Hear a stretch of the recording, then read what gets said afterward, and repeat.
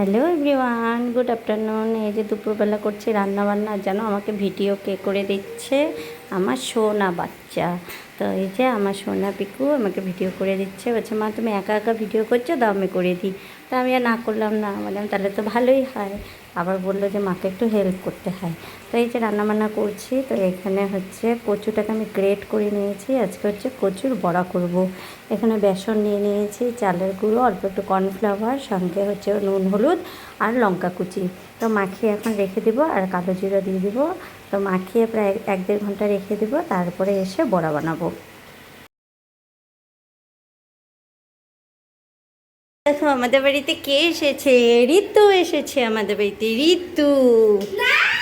এই যে আমরা পাখি দেখতে এসেছি, ঋতু এখন পাখি দেখবে, আসো পাখি দেখি। বসো এখানে, বসো, বসে পড়ো এখানে, বসে বসে পাখি দেখো। কি বার, এই যে আমাদের ঋতু, একটা হাই করলে দাও। হাই। তোমার নাম কি বলো? ঋতু, আমার নাম ঋতু।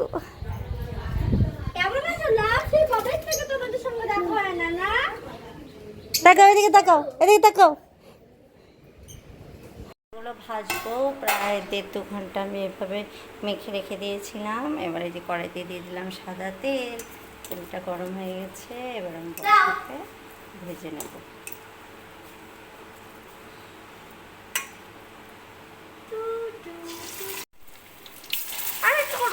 না, এটা তুমি পারবে না।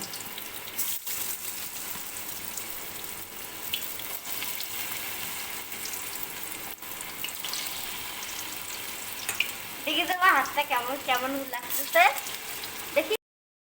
বড়াগুলো এখন উল্টে পাল্টে সুন্দর করে ভেজে নেব, লাল লাল করে, কড়া কড়া করে।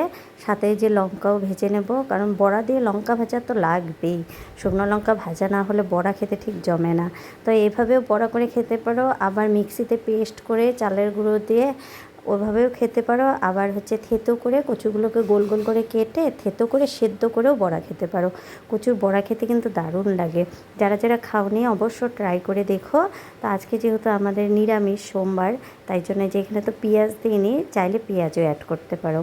তো এই যে সুন্দর বড়াগুলো ভেজে নিলাম লাল লাল করে।